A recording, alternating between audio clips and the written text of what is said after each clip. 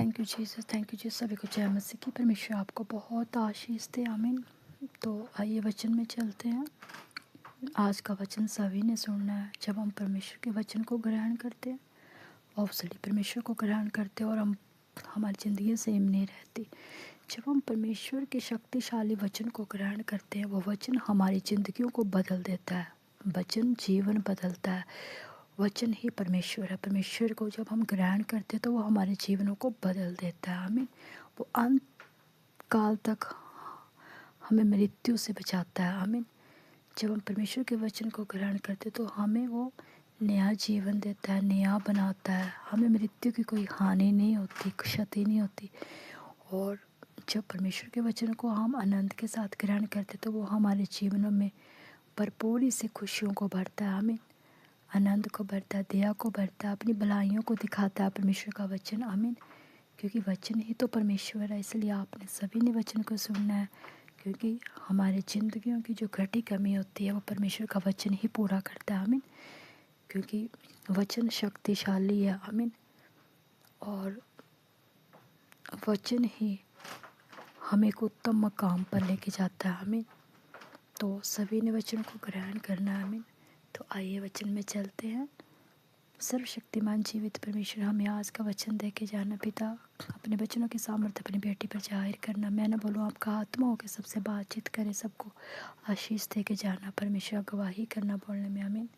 Thank you Lord, thank you Jesus, God father, thank you Jesus. तो आइए वचन में चलते हैं। पढ़ते हैं उत्पत्ति 1 का। परमेश्वर ने कहा, मैं सर्वशक्तिमान ईश्वर हूँ, मेरी उपस्थिति में चल और सिद्ध हो जा। परमेश्वर ने किसको कहा? अब्राहम को कहा, अब्राहम मेरी उपस्थिति में चल और सिद्ध हो जा। क्या कहा? मेरी उपस्थिति में चल और सिद्ध हो जा। तो परमेश्वर ने अब्राहम को कहा, तो अब्राहम भी परमेश्वर की उपस्थिति में चला और सिद्ध हो के बताया उसने। सिद्ध हुआ वो। जब वो सिद्ध हुआ, जब परमेश्वर की हजूरी में बना रहा पवित्रताई के साथ और परमेश्वर की उपस्थिति में चला रहा, तो वो सिद्ध हुआ और परमेश्वर के आशीर्वादों से भरा। हालेलुया। तो परमेश्वर ने उसे बहुत से दान वरदान आशीर्वाद दिए कि अब्राहम, मैं तुझे बहुत सी जातियों का मूल पिता बनाऊंगा, तुझे फुला फुला कर बढ़ाऊंगा, तेरा वंश पीढ़ी से पीढ़ी तक सदैव बना रहेगा। आमीन। तेरे वंश के घराने से सब लोग आशीष को पाएंगे। देखिए, वचन तो हमें यही सिखाता है ना परमेश्वर का, कि हमें परमेश्वर यही बोलते हैं। वचन क्या बोलता है कि प्रभु क्या बोलते हैं कि मेरी उपस्थिति में चल और सिद्ध हो जा। और जब हम परमेश्वर की उपस्थिति में चलते हैं ना, उसकी हजूरी को मांगते हैं, तो वचन हमें बढ़ाता है। तो ऑब्वियसली वचन ही तो परमेश्वर है। परमेश्वर हमारे बहुत से कार्यों को सिद्ध करता है, हमारे कार्यों की ब्लॉकेज को दूर करता है, हमें अंधकार की शक्तियों से बचाता है और उत्तम मकाम पर लेके जाता है। और जब हम पवित्रता ही सच्चाई निष्ठा के साथ वचन को ग्रहण करते, तो जब वचन जड़ पकड़ता है ना, जब वचन जड़ पकड़ेगा तो वो उत्तम उत्तम फल भी लेके आएगा। जिस तरह किसान बीज लगाता है ना खेत में, और उस बीज की रखवाली करेगा अच्छे से, तो ऑब्वियसली वो टहनी टहनी बनेगी। टहनी से वो आकार लेके एक पेड़ बनेगा। जब पेड़ बनेगा तो ऑब्वियसली उसमें उत्तम फल भी लगेंगे। जिस जिस चीज़ का वो बीज को उसने डाला है, जिस फसल का बीज डाला है, वो फसल एक उत्तम फसल बन के तैयार होगी। हालेलुया। और कटने का समय आएगा तो वो फसल उत्तम तैयार होगी। उसी तरह अगर आपका विश्वास परमेश्वर के प्रति बढ़ा है, आप परमेश्वर की वचन पर चलने वाले हो, परमेश्वर की आज्ञाकारी में बढ़ने वाले, जैसे परमेश्वर का दास अब्राहम था और बहुत से दास थे उसके जो परमेश्वर की आज्ञाकारी को बनाए रखा। यूब था, यूसुफ था, जिसने परमेश्वर की आज्ञाकारी को बनाए रखा। हालेलुया। और जो सिद्ध हुए। और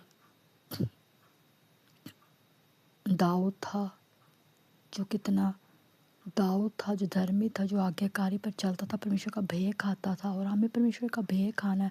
जब हमारे अंदर भय होगा किसी चीज़ का, तभी हम आगे बढ़ पाएंगे। जैसे बच्चे को, छोटे बच्चे को माँ का भय होता है, बड़ा होता है तो टीचर का भय होता है ना, उसी तरह हमारे अंदर भय भी होना चाहिए परमेश्वर। जब हमारे अंदर परमेश्वर का भय नहीं होगा तो हम बोलेंगे नहीं नहीं, और रहने देते, परमेश्वर ने क्या बोलना, अभी थोड़ी देर सो जाते हैं, चले जाते हैं घूमने, प्रार्थना कर लेंगे थोड़ी देर के बाद। जब आपका कोई टाइम टेबल नहीं होगा किसी चीज़ का, प्रार्थना करने का, बाइबल पढ़ने का, वर्शिप करने का, हर एक चीज़ का एक टाइम टेबल होता है। जैसे बच्चा स्कूल में जाता है तो उसका टाइम टेबल होता है कि नहीं अभी मैंने स्कूल में नहीं किया तो टीचर, अगर मैं लेट गया तो टीचर मुझे अंदर नहीं आने देगी गेट के बाद। एक अनुशासन होता है इस चीज़ का। उस तरह हमें परमेश्वर के साथ भी अनुशासन को बनाए रखना, जैसे स्कूल में अनुशासन बनाए रखते उसी तरह परमेश्वर के हजूरी में अनुशासन को बनाए रखना। जब आप परमेश्वर के हजूरी में अनुशासन को बनाए रखेंगे, उसकी उपस्थिति में चले रहेंगे ना, तो परमेश्वर को लगेगा कि नहीं ये निरंतर आगे बढ़ने वाला बच्चा है, ये उत्तम उत्तम फल लाने वाला बच्चा है, ये निरंतर मेरे कामों को, मेरी योजनाओं में सफल होने वाला बच्चा है। तो परमेश्वर फिर उसे पिता दाऊद के सिंहासन पर बिठाता है, क्योंकि वो सिंहासन पर बैठने के लायक होता है बच्चा। हालेलुया। तो परमेश्वर को लगता है कि नहीं, आप देखिए, आप किसी भी टेस्ट देने जाते हो ना, किसी भी फील्ड में टेस्ट देने जाते हो, वहाँ बहुत सी योग्यताएं होती हैं, बहुत से आपके साथ कंपटीशन होता है। तो जब वहाँ टेस्ट होता है तो टेस्ट में जो बच्चा क्लियर होता है, फिर एक और हाई टेस्ट होता है, उसमें जनरल नॉलेज को नापा जाता है। जनरल नॉलेज इसलिए नापी जाती है कि उस जनरल नॉलेज के माध्यम से उसकी योग्यता का पता चलता है ना। जब उसकी योग्यता नापी जाती है तो फिर उसको उत्तम लेवल दिया जाता है, वो फिर उसको उसकी योग्यता को नाप के ही उसको वो मकाम दिया जाता है।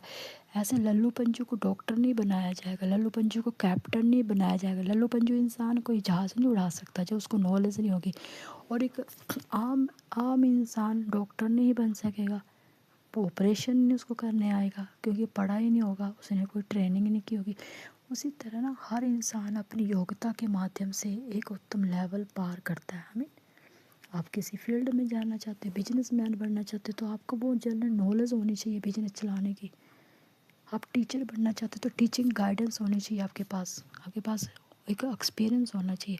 उसी तरह जब आप परमेश्वर के कामों में आगे बढ़ रहे हैं, परमेश्वर की भूख प्यास रख रहे हैं, निरंतर परमेश्वर की जोड़ी में बने हो, प्रार्थना में बने हो, हर चीज़ में, तो परमेश्वर को लगेगा कि नहीं ये बच्चा निरंतर मेरे कामों को करने का इच्छुक है, ये बच्चा निरंतर आगे बढ़ने का इच्छुक है, ये मेहनत कर रहा है, ये मेरे आज्ञाकारी पर चला हुआ है, मेरे वचन की आज्ञाकारी पर, मेरी पवित्रताई को उसने बनाया हुआ, सच्चाई को, निरंतर ये आगे बढ़ने वाला बच्चा है, ये बहुत बड़े लेवल को पार करने वाला। तो पिता अपने सामर्थ्य हाथों से उसको संभालता है। उसके लिए एक कड़ी कड़ी उसके लिए क्या होती है, प्रोटेक्शन देता है उसको, दूतों की कड़ी प्रोटेक्शन देता है, उसके घर परिवारों को, उसको उसकी राखी करता है।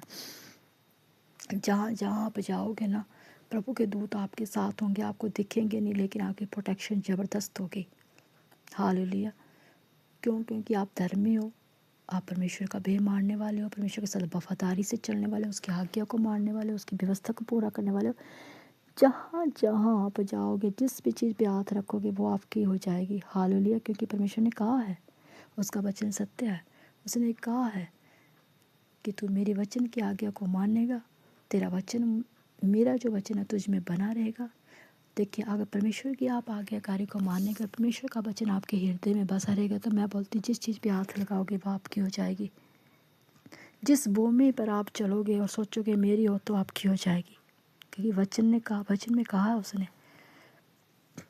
आप देखो, मैं बताती हूँ, घर में 3 लड़के हैं, है ना, 2 पियक्कड़ हैं, शराबी हैं, ऐपी हैं, एक समझदार है। ऑब्वियसली माँ बाप किसको प्यार करेंगे? समझदार लड़के को, पियक्कड़ों को नहीं प्यार करेंगे। और माँ बाप अपनी प्रॉपर्टी, अपना बैंक बैलेंस किसके सुपुर्द करेंगे? एक समझदार लड़के के सुपुर्द, ना कि शराबियों लड़कों के। शराबी लड़कों के को प्रॉपर्टी नहीं लिख के देंगे, उनको पता होगा ये शराब पीते, नशे में है, ये नशेड़ी है, ये कहना नहीं मानते, देर रात को आते हैं, ये दंगे करते हैं, फसाद करते हैं, ये हमारे नहीं सुनते, ये बिगड़े हुए हैं।